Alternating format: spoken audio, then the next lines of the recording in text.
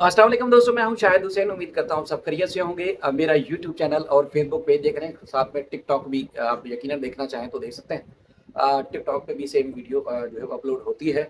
सूरत हाल ये है कि गुलाम हैदर की तरफ से इंडिया में उनके 4 बच्चे वापस लाने के हवाले से जो केसेस किए गए थे, उनकी तफसीलात आपके सामने रखनी है, उनकी डिटेल्स आपके सामने रखनी है कि वो केसेस क्या-क्या थे, वो आप सबको मालूम है। लेकिन अगली तारीखें कौन-सी पड़ी हैं, कितनी लंबी तारीखें पड़ी हैं, उसकी तफसीलात आपके सामने रखनी है।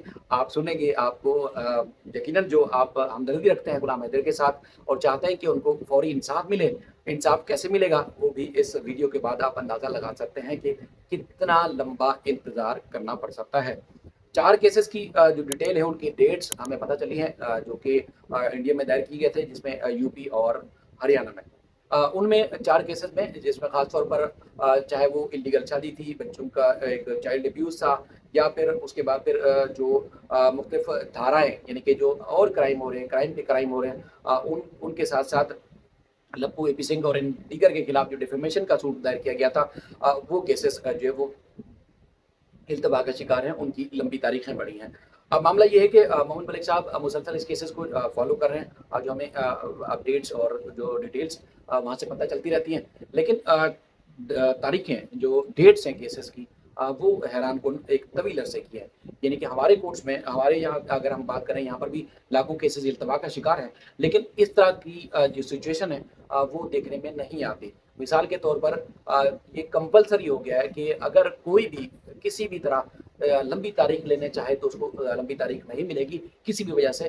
केसेस की डेट्स जो है कम से कम महीने में 1 या 2 बार या उससे भी ज़्यादा बार ज़रूर लगेंगी। 10 से 15 दिन के अंदर-अंदर ज़रूर समाप्त होगी, चाहे उसमें कोई खातिर-खा पेशरफ्त हो या ना हो। लेकिन यहाँ इंडिया में जो ख़ास तौर पर वास्ता पड़ा है गुलाम हैदर के केसेस के मामले में, तो पता चला है कि वहाँ तो 1-2 महीना तो या 3 महीने की तो आम-सी बात है कि केस में लंबी तारीख पड़ जाए, उसके बाद फिर देखा जाएगा। यानी कि अगर किसी का कोई प्रॉपर्टी का केस है, तो वो भी साल-साल इंतज़ार करे। अगर किसी का मर्डर या कोई और इंसिडेंट का कोई केस है, तो वो भी इसी तरह साल-साल इंतज़ार करे। तो इस तरह एक तवील अरसा जो है वो इंतज़ार करना पड़ सकता है लोगों को अपने लिए इंसाफ लेना। यानी कि अगर वो कहते हैं ना कि ऐसा इंसाफ जो कि शायद हाथी के मुँह से ज़ीरा निकालने के बराबर आप कह सकते हैं कि इतनी बड़ी जद्दोजहद करनी पड़ सकती है कि हाथी ने अगर कोई ज़ीरा खा लिया है, तो उसको निकाल लें। इंडिया की अदालतों में ये सूरत-हाल देखने में आ रही है। अब वजह क्या है, वो आप सब जो वहाँ के खास तौर पर लोग हैं, वो अच्छे तरीके से जानते हैं। अब जो इब्तिदा में केसेस किए गए थे, खास तौर पर जो 12 मार्च को इल्लीगल शादी थी, उसको चैलेंज किया गया था मोहम्मद मलिक एडवोकेट साहब की तरफ से। गुलाम हैदर ने केस जो फाइल किया था, और उसके बाद फिर डिफेमेशन का केस था। उसके बाद फिर मुख्तलिफ जो लंबी ज़्यादा धाराएँ, जिसमें मज़हब की तौहीन, लोगों का खिलवाड़, इस तरह उसमें साइबर क्राइम से मुतल्लिक और दीगर सेक्शन के तहत जो केसेस था, वो केस भी जो है फाइल किया गया था। इसके अलावा जो पॉस्को से मुतल्लिक केस था, वो भी फाइल किया गया था। और उसके बाद फिर इधर जो हरियाणा में केस फाइल किया गया था कि यहाँ से इल्लीगल जो है वो गिरफ्तारी हुई है इनकी, और इनको जो है जो पुलिस गिरफ्तार करके गई है, जो लवाजमात थे कानून के मुताबिक, जो एसओपीज या रूल्स थे, उनको फॉलो नहीं किया गया। उस हवाले से जो केस फाइल किया गया था, उसमें भी खातिर खा जो है वो पेशरफ नहीं हो सकी। उसमें भी जो अपडेट आ रही है, जो मुख्तलिफ तरीकों से जो हमें पता चल रहा है, उसमें एविडेंस पे केस है। अब एविडेंस क्यों पुट अप नहीं हो सका, क्यों सामने नहीं रखा जा सका, एविडेंस के ऊपर क्यों कार्रवाई नहीं हो सकी, वो एक सवालिया निशान है। उसमें कोई वहाँ से ही बेहतर तरीके से मालूमात लेके जवाब दे सकता है। इब्तदाई तौर पर जो पहला केस था, जिसमें सबसे ज़्यादा धाराएँ लगाने के हवाले से था, उसकी जो डेट है, वो है जो है वो 8 अक्टूबर की। यानी कि आज अगस्त चल रहा है, नवंबर और फिर अक्टूबर, 8 अक्टूबर की डेट है, आज से तकरीबन लगभग 2 महीने के बाद। इसके अलावा जो पोस्को का केस है, उसकी डेट है 19 अक्टूबर। लगभग ढाई महीने या उससे भी ज़्यादा की डेट है। और उसके साथ-साथ जो दीगर केसेज़ हैं, जिसमें मोहम्मद मलिक साहब ने एपी सिंह और दीगर के खिलाफ डिफेमेशन का केस फाइल किया था, जिसमें उनको करार दिया गया था, या उनको ये बयानात उनके खिलाफ दिए जा रहे थे कि उनके जो है वो आतंकवादियों से ताल्लुकात हैं, वो फंडिंग ले रहे हैं मोहम्मद मलिक साहब, और इस तरह इस केस लेने के बाद एपी सिंह और सीमा और सचिन की तरफ से, तो वो जो उन्होंने डिफेमेशन का केस फाइल किया था, उसकी डेट है 18 नवंबर। जी हाँ, 18 नवंबर उसकी डेट है। और आप अंदाज़ा लगा सकते हैं कि इतनी लंबी डेटों के बाद इंसाफ कैसे मिलेगा, वो आप बेहतर तरीके से जान सकते हैं। इसके अलावा जो पंडित समेत एपी सिंह, सचिन और उसके बाद फिर सीमा اور اس کے علاوہ جو دیگر لوگوں کو نامزد کیا گیا تھا، باراتیوں کو بھی شامل کیا گیا تھا اس کیس میں، جو کہ 12 مارچ کو انلیگل طور پر شادی کا ڈھونگ رچایا گیا تھا۔ اس کیس کی سماعت جو ہے وہ 27 اگست سے آنے والے دنوں میں۔ اب دیکھتے ہیں کہ اب 27 اگست میں اس کیس کا کوئی خاطر خواہ نکلتا ہے یا پھر اس میں بھی کوئی لمبی ڈیٹ پڑتی ہے، اس بارے میں فی الوقت کہنا جو ہے قبل اس وقت ہوگا۔ لیکن جو تاریخیں ہیں اس میں ایک کی 19 اکتوبر، ایک کی 8 اکتوبر، ایک کی 18 نومبر اور ایک کی 27 جو ہے وہ اگست، اس طرح کی لمبی لمبی تاریخیں بنی ہیں اور آپ اندازہ لگا سکتے ہیں کہ یہ اس میں کیسے انصاف ملے گا۔ لیکن لوگ کہتے ہیں کہ جو مین کیس ہے، اتنے سارے کیسز کا کوئی فائدہ نہیں ہے۔ جو مین کیس تھا، جو ایف آئی آر سیما کے خلاف پولیس اور دیگر کی طرف سے دائر کی گئی تھی، اس کا فیصلہ اگر ہو جائے گا تو سمجھے کہ سب کچھ ہو گیا۔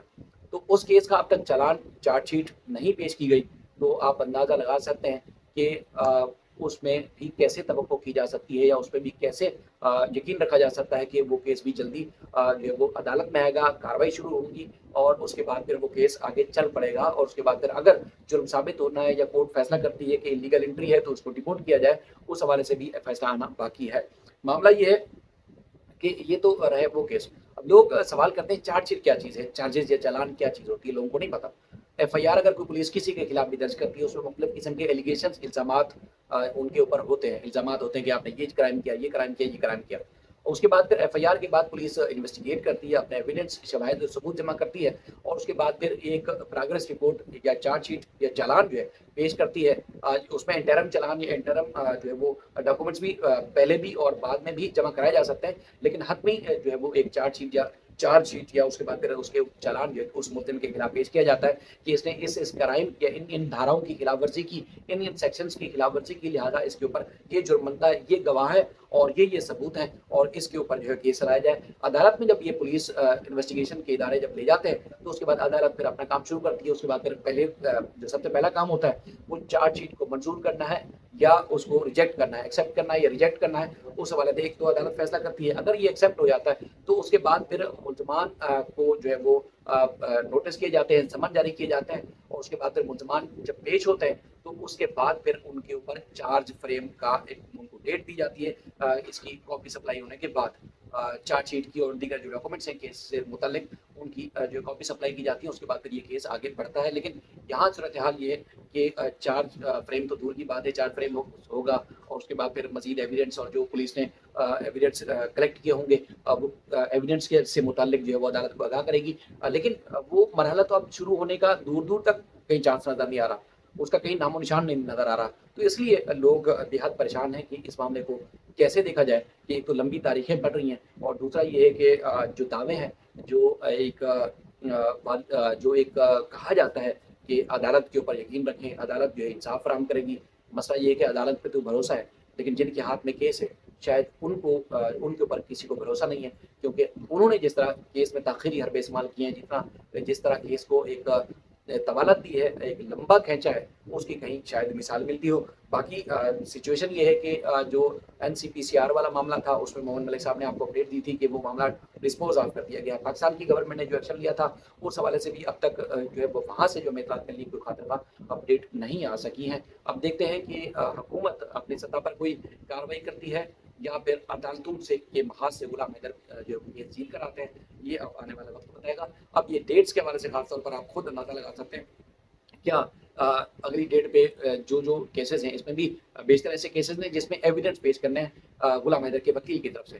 اب اگلی ڈیٹ پہ ایویڈنس پیش ہوتے ہیں یا ڈیٹ لے لی جاتی ہے کسی بھی سائڈ سے یا پھر کچھ اور بیچ میں لوچا ہوتا ہے، وہ آپ سب کو انشاءاللہ آگاہ کرتے رہیں گے اور جس طرح کر رہے ہیں اپنا خیال رکھیے گا۔ اللہ حافظ۔